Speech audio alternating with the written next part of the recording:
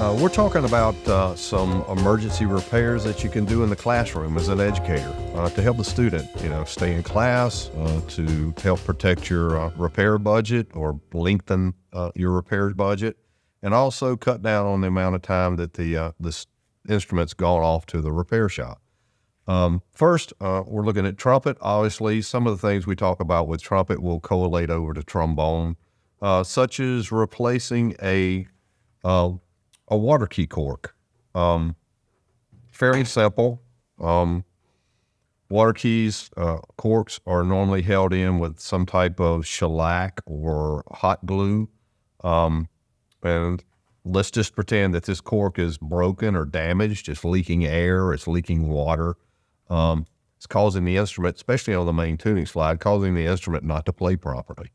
So replacing a water key cork, you can do this process without taking the key off, and we're going to do that for demonstration purposes.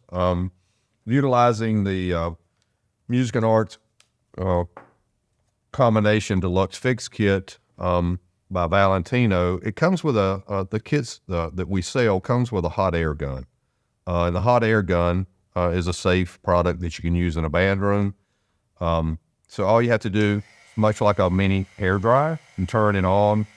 You'll see the heating element getting warm and red on the insides. And you can heat up the back side of the cup. You just got to get it nice and warm so that glue turns loose, and you can easily remove the old or existing cork.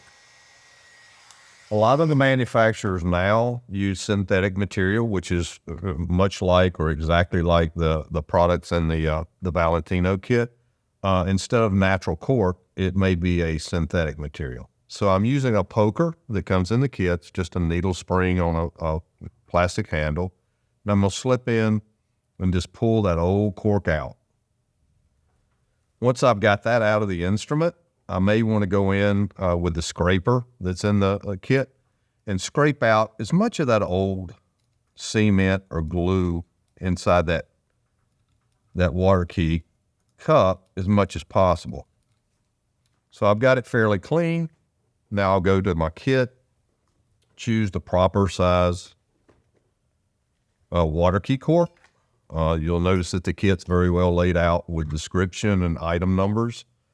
So I want to go in, there's all different sizes, an assortment of water key corks for tuba, baritone, obviously trumpet in this case. And I'm going to find one, pick one out that matches and will fit just inside that cup. Not going to hurt anything. If you poke this material with a poker, you're not going to damage it, poking it on the side. Again, it's a synthetic material. It's not some type of membrane or skin. And I want to dry fit and make sure before I peel this peel and stick back off of it, I want to make sure it's going to fit into that pad cup, in which this one does. You'll see most of them are labeled very well on the back side as the diameter size. This is a 9 millimeter. I'm going to peel the back. I'm going to slide it into place with the sticky side down. I'm going to pull it out, then I'm going to use a pad slick or a pad iron to just level that up as much as possible in that cup before I apply pressure to the back side of it. If this key is to one side or the other, you may need to go in and address, straightening that key up on the water key nipple. So you can take a pair of pliers that's in the kit that we use, very smooth jawed. You don't have to worry about damaging the key. And just lightly move that key over to get it squared back up on the tone hole or on the water key hole. I'm going to then use just a piece of cloth to wipe the back side of the key. And with the pressure from the spring and wiping, it should seal up that water key. And you'll see that there's an impression now in that surface.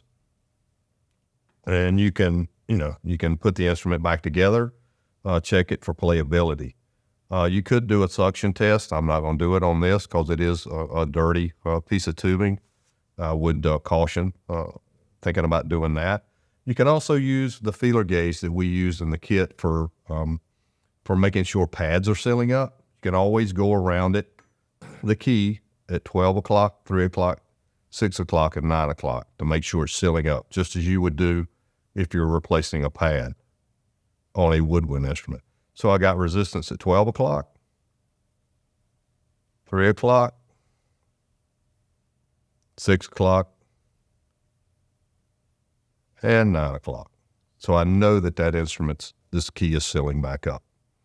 So that's replacing a water key cork. Replacing the spring. If this spring is broken and not holding the key closed like it should, these springs can be replaced using the kit, the repair kit. Take the screwdriver that comes in the kit with the changeable ends and remove the screw that holds the key on. I would either place the screw over a safe place so it doesn't get knocked off the bench, or maybe even put it back into the saddle. This is called a water key saddle, is what holds the key on. While I'm addressing replacing this spring, you'll see this spring actually has the feet, or the spring feet, that are turned in. A lot of times those are just clipped off, or a pair of wire cutters are cut off and they're just straight. Trying to reinstall a spring, and I'm going to do this as demonstration, wire cutters. I'm going to pretend that, this foot is broken off like this, and that's what would cause the spring not to work properly. Obviously, you're not going to be able to get this short broken piece back underneath into that saddle to where that key works properly. It's sharp, good chance you'll be bleeding before while you're trying to do that. So you've got to replace the spring. So you would go to your kit and find one that looks similar as far as, this spring here looks a lot like the spring that was on it. It's already got the feet turned and cut. Would be a lot easy to install. You just have to make sure that these loops fit over the key itself, over the hinge tube. So this one, it would be just a matter of putting that key, the feet of it, and then reinstalling it onto the slide. For this demonstration purpose, I'm going to use one that is more of a universal spring that has a lot longer feet. Again, that loop has to fit over the hinge tubes. There's another tool that comes in the kit that you're going to need to get this spring properly put back on and get the key put back on the slide itself. So I'm putting the loops, got the key spring in place temporarily. This loop that comes in the kit, it's got holes in the end of it. It's just a hollow loop, and this is going to fit over the spring feet to hold those feet down when you're trying to wrap it and put it into position. So I'm going to install it. I'm actually going to close this up a little bit so it's tighter.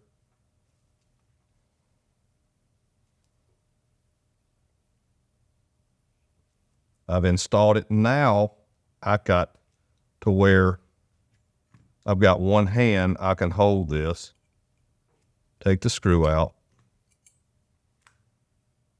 Now I can go in and keep those feet down in the position that they need to be to get that key installed, holding it down with my thumb. So I've got it into place. Now I can install the screw. These feet are not causing damage or injury.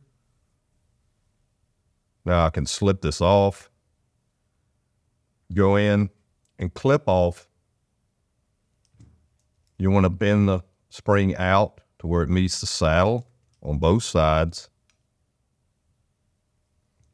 and then clip off the excess. If you don't have a pair of wire cutters, you can always go in with your pliers, bending that material back and forth, that spring material, and it will snap off. May take a few times, but it will snap off to where you don't have anything sticking out and injuring, causing injury.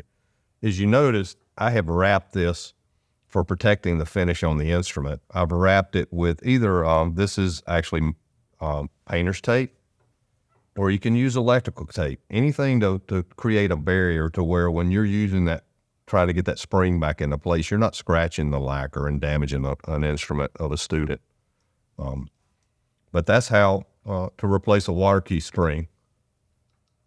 Got the instrument, keys closing back, and the instrument should play for the student. Other things to diagnose and look at on instruments or trumpets, for instance, in the band room, obviously valves that are sticking, valves that are stuck and not coming back up, okay? So things to look for when you're diagnosing. Visually look at the instrument and see if there's any nicks or dents or gouges into this casing. You know, if there's nicks or where a mouthpiece is actually maybe gotten loose in the case and hit the valve cluster of the instrument, it will cause an indentation and cause the piston, which is on the inside of the instrument. This piston, this wall of the valve casing is punched in, is causing this piston to hang up. If there are nicks or visible gouges in it, there's nothing that can be done in a band room setting. It needs to go into your local repair shop for the technician to address the issue there. We have tools that go in and retrue the valve casings and fit the casing to the piston. But when you're looking at the instrument, a lot of times this slide on trumpet sticks out. It's the second slide. If this instrument was to fall over or get laid down on a desk or a bench and maybe pressed on, that slide can get pushed back toward the casing. And just by the hand pressure alone, you'll see, I'm going to grip and just hold that slide down. I can cause that valve to hang up just that easily, because there's, you know, the better brands of instruments have a closer tolerance between the casing and the piston, and it doesn't take much skew or the casing getting out around to cause that valve to hang up. So if that slide, you do feel like that slide's pushed back, one way to tell if this is sticking down, you can go in with your thumbs and forefinger and pull towards your chest. You can brace the instrument against you and pull, and if that valve pops back up, you know this is the issue. So you can move that back in some cases with your thumb and forefingers. You also can remove that slide and gently move the tubes back individually by doing a pulling motion. And if you see that valve pop back up, it should take care of the issue.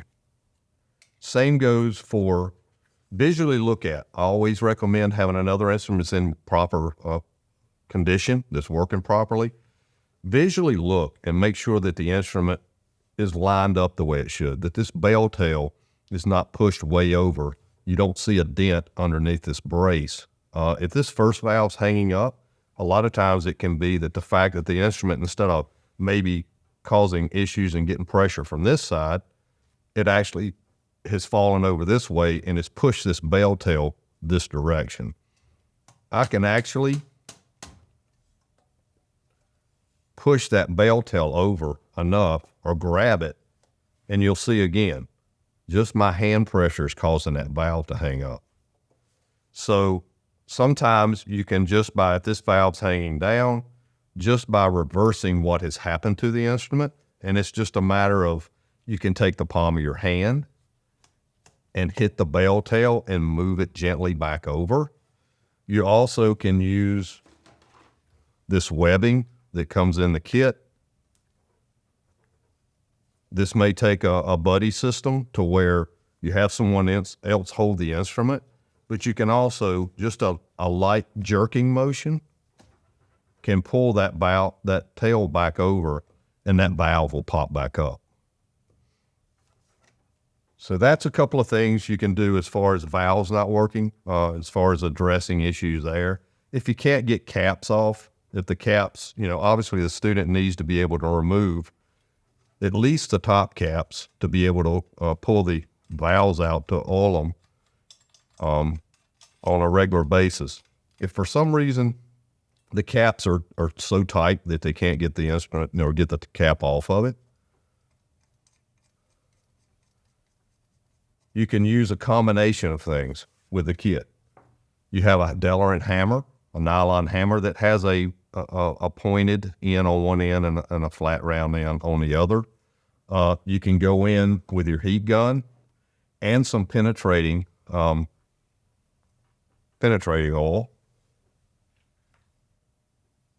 and remove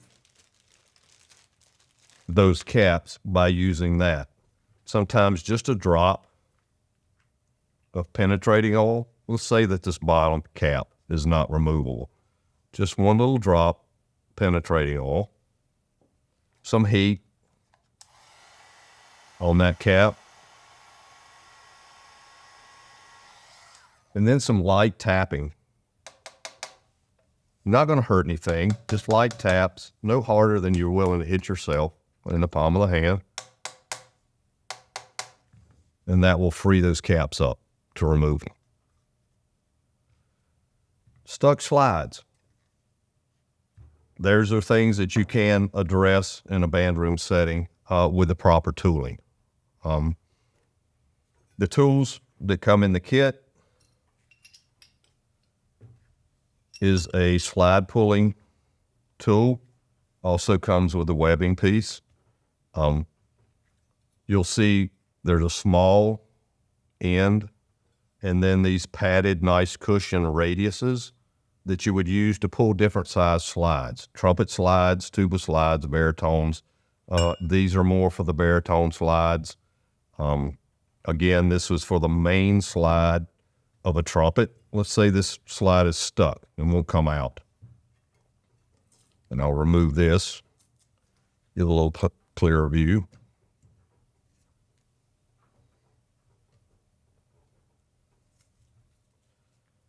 This radius, number one, it has two cutouts. It's got a cutout here that's going to get past these two braces so it goes into position properly.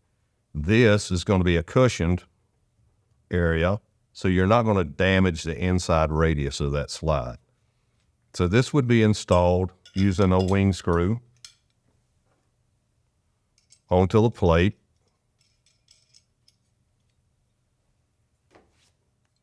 Again, fits into position. A lot of times you're going to want to turn the trumpet around, either have someone else hold it or put it up against yourself.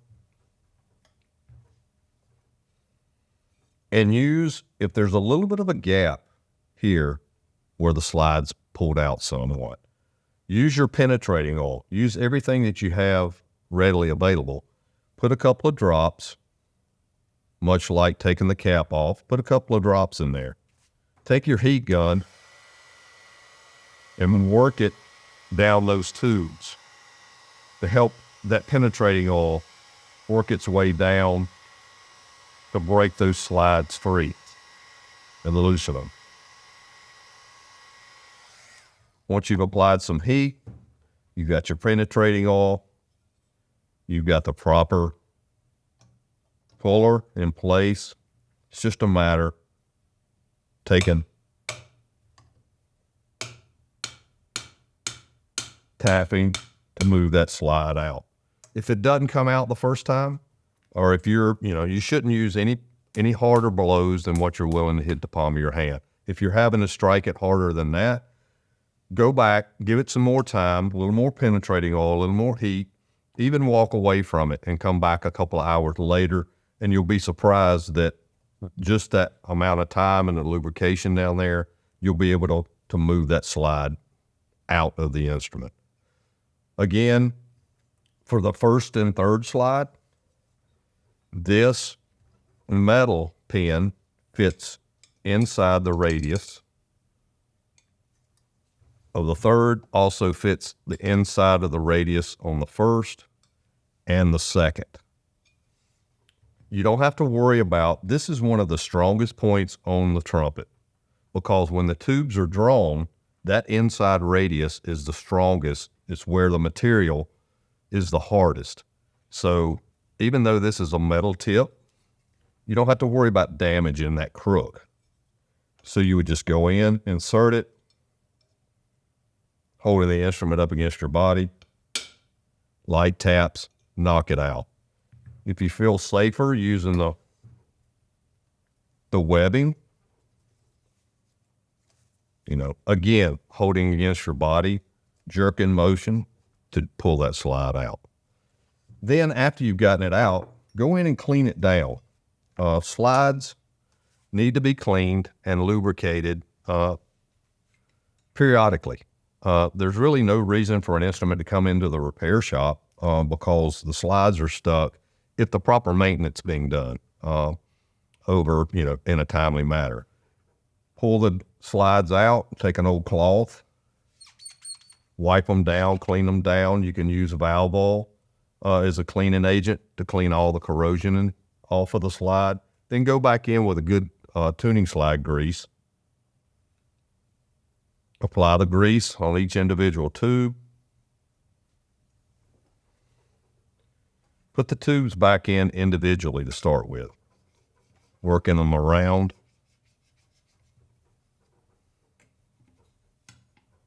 And then back in together. The slide should move, that smoothly, creating an air lock with the grease as well. But some of the wasted budgets that we see as a department is when slides have to come into the repair shop to be pulled just because they haven't been properly maintained. An instrument coming in because, it's taken a strike or a tubing is bent, that's a different story. But just proper maintenance throughout the year will save your repair budget and make the fundings that you do have go a lot further. Pulling and stuck mouthpiece. This is another thing that can be done. A lot of directors have their slide puller or their mouthpiece puller of choice. Obviously, the kit comes with the Valentino version of the mouthpiece puller. Has a single.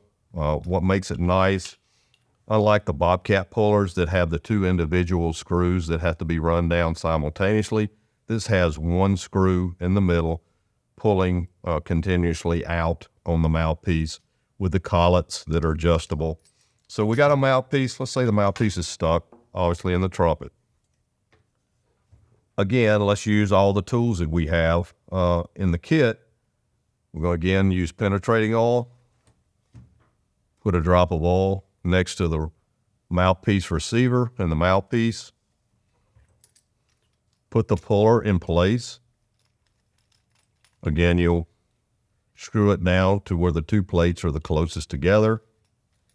This fits over the cup.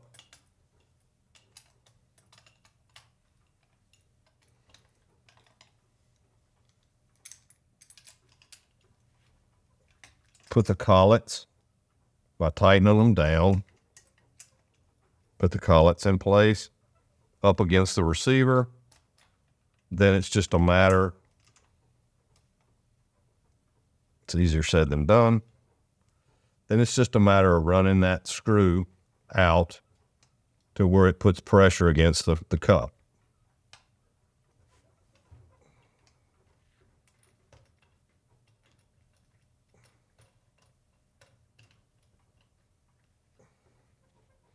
And again, use your heat gun. If the mouthpiece is really snug and not wanting to come out like it should, take your heat gun, heat up, and pull that penetrating oil down into the receiver. Give it a couple of turns, mouthpiece should pop out from the pressure. If it doesn't, go back in and some sympathetic vibrations with the mallet on the receiver. A lot of times you'll see that mouthpiece pop out. You don't have to worry about it. You're not going to damage tapping fairly heavy on that receiver, because that's one of the thickest pieces of material on the instrument or on the trumpet. So a couple of nice strikes with that, you'll see the mouthpiece pop out. Once you get the mouthpiece off, make sure that it's rounded out and make sure the shank of it is nice and clean. You can clean the shank. Again, take an old cloth, some valve oil, and clean any kind of debris or corrosion that you may have on that shank. At the same time, round it out. A mouthpiece truing tool that comes in the kit is just a tapered steel with a T-handle. The proper way to use that is you can just stick it in with hand pressure and rotate it to round the mouthpiece out. You can go in holding it on a padded surface.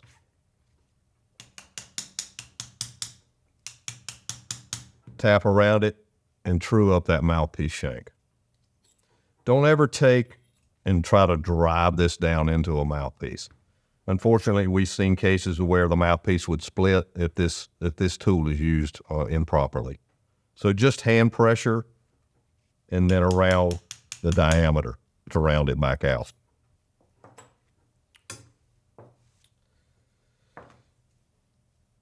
Another thing, if you've got, and I'm going to use this valve, exposed valve cluster as an example. Obviously, there are corks or felts underneath the valve cap, on the piston stem, and either on the top of the valve cap, or sometimes they're underneath the finger button.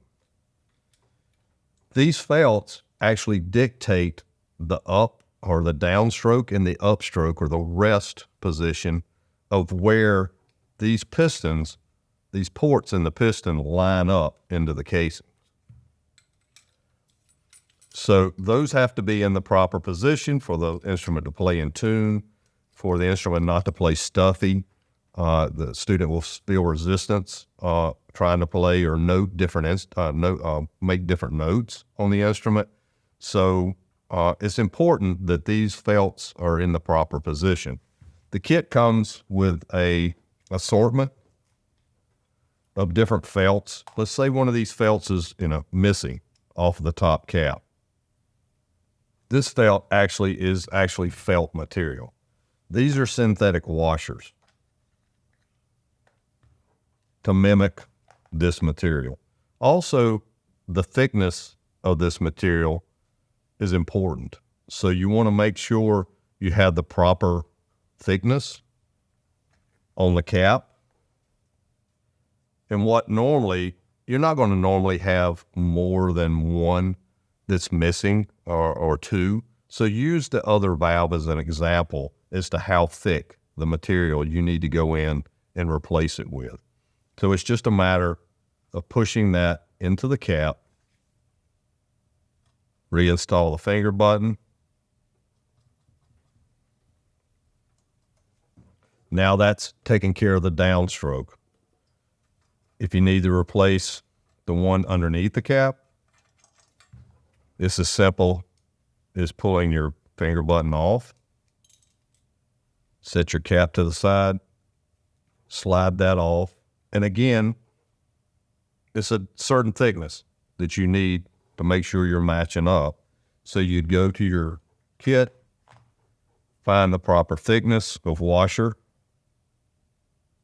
to match up, install it, cap back on,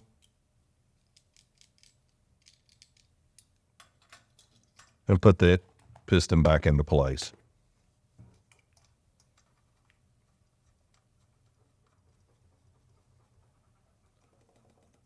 Nice and quiet, and the instrument should play like it should. One of the last things we're going to talk about on trumpet is broken braces, and this goes for any brass instrument. If you have a brace that is broken loose, these instruments are soldered together with a solder, normally a soft solder. But if these braces break loose, if you've got one broken brace on a brass instrument, it puts stress on the other braces that's holding the instrument together. So I will say address a broken brace as soon as you possibly can, because the next time you look at the instrument, you may have 2 broken braces or 3. It becomes a domino effect. A lot of times we've had instruments come into the repair shop that we've seen that, a parent or maybe even an educator has tried to use CA glue or crazy glue to glue an instrument back together, either temporarily or maybe they were thinking it was long-term. Don't ever use CA glue on a musical instrument trying to hold the instrument together. That causes 2 different things. It's not good for the finish of the instrument. The other thing is when it does come to the repair shop for a proper repair, CA glue becomes a cyanide or a toxic gas when you put heat to it, which we use heat to solder the instruments back together. Then it becomes an issue where you're handling almost a hazardous material. So don't ever use that. The quickest and easy way to get a brace at least held together temporarily for performance is a zip tie. These are readily available at Lowe's, Home Depot. And it's as simple as, let's say this brace was broke loose between the bell tail and the receiver. It's just a matter of taking a zip tie, zipping it down into place to hold the instrument together and clip off the excess. That at least gets you through the performance. You're not compromising the integrity of the instrument, nor are you causing, possibly damage to a human when they go to actually do the repair on it. The other thing is you'll see sometimes people try to use rubber bands wrapped around. Temporarily, it's okay. If they're left in place very long, a rubber compound does not interact well with lacquered finishes, and it will eat through the lacquer and cause damage to the cosmetics of the instrument. So I hope that helps with the brass repair of valve-type instruments. Yes, we're going to talk about rotary valves. As far as restringing a French horn cluster, talk a little bit about what we consider a closed system as far as rotor valves versus piston valves in brass instruments. A couple of different examples just to give an overview of what a rotor consists of. You have the rotor casing. This is exposed obviously with all the tubing off of it. But you got the rotor casing. You got the back bearing plate that holds the rotor into the casing itself. Then you have the rotor itself that fits into the casing.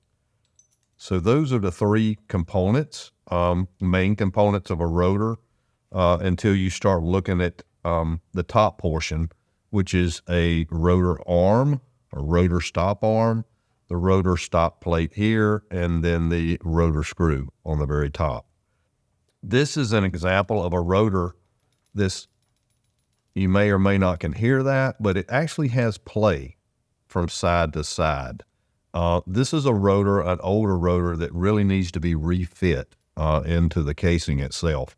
And that would be done, obviously, in a repair shop setting to where we take this back bearing plate and we do what we need to it as far as shaving it to move it further down into the casing to where it takes up that lost motion and that play. So if you have situations in a band room where you got some really older instruments and you kind of can grab a hold of that rotor arm and stop and get that kind of ticking and motion from end to end, those are rotors that really need to be refit.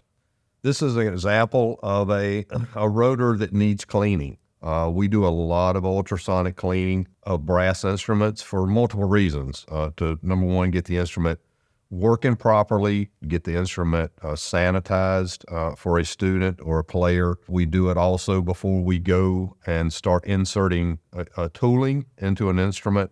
They need to be cleaned out on the inside to get the lime and scale deposits out of them, so we can safely use the tooling that we have and not worry about damaging the instrument beyond what is already the problem is to start with.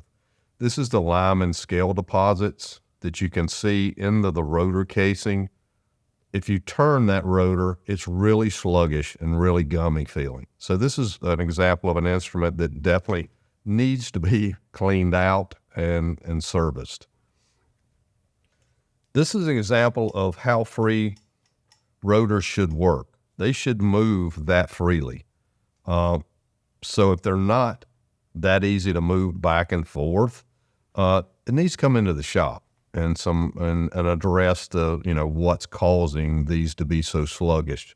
No matter, no amount of restringing of an instrument is going to take care of the problem for the player unless these rotors are moving very freely. So that's just an example of that. So closed system, rotor valves, they have to be serviced more often. A lot of educators ask, why is that the case? Well, it is a closed system. This rotor cannot be taken apart and cleaned readily like a piston valve on a brass instrument. So in the off season or when the instrument's not being used, a lot of time that lime and scale deposit or the saliva dries out, and it has a reaction between the brass on the rotor and the brass of the casing itself. So symptomatically, these instruments will come into the shop more frequently for ultrasonic cleanings or services to get the rotors working from one season to the next. You finish up concert season and you put the French horns away, you go through marching band the next year, and then it's time to pull the concert instruments out. And lo and behold, these rotors are not moving and the paddles are sticking on the instrument. So one preventative maintenance thing that works really well is the synthetic oils that are out there on the market now. Instead of a petroleum-based valve oil or rotor oil, we recommend particularly the Hetman's products. It's a synthetic based rotor oil. They come in different viscosities. The good thing about the synthetics, they don't dry out over a period of time. So when they're setting up over the season, they still have a protective barrier between the rotor and the casing itself. So if you, one thing we would, highly recommend is use the synthetics when it comes to especially what is considered a closed system valve situation. So something that you can take care of in the band room, obviously, is restringing a French horn rotor. Okay, the rotor's working fine. It's just a string mechanism has broken, and it needs to be replaced. A lot of the rotor valves on trombones, this pertains to trombones and French horns. Some of the manufacturers have gone to the mechanical linkage instead of a string mechanism. Less maintenance as far as breaking or breakage of strings, but you still have to go through the same maintenance process as far as cleaning and keeping the instruments cleaned out.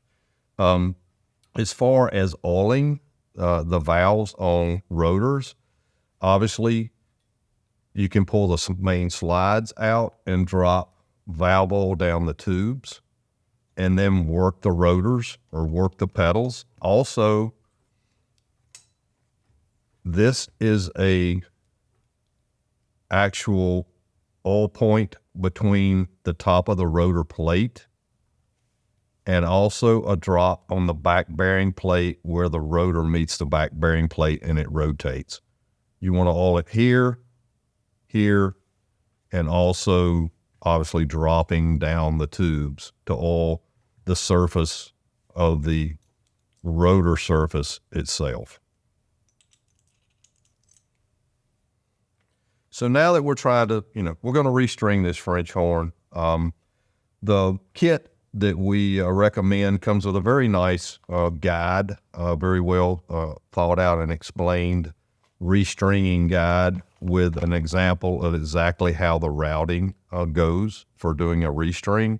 Very handy. You can go back and refer to it at any time. The kit also comes. This is one of the problematic things is how do we hold this pedal? Because these need to be parallel and at the same level, and also free your hands up to use both hands when you're doing the restringing process. The kit comes with a clamp that basically holds these pedals in the same positions. And it just takes the 2 wing nut screws, run them down. Now you've got 2 free hands to do the stringing process. If you don't have the kit, a very good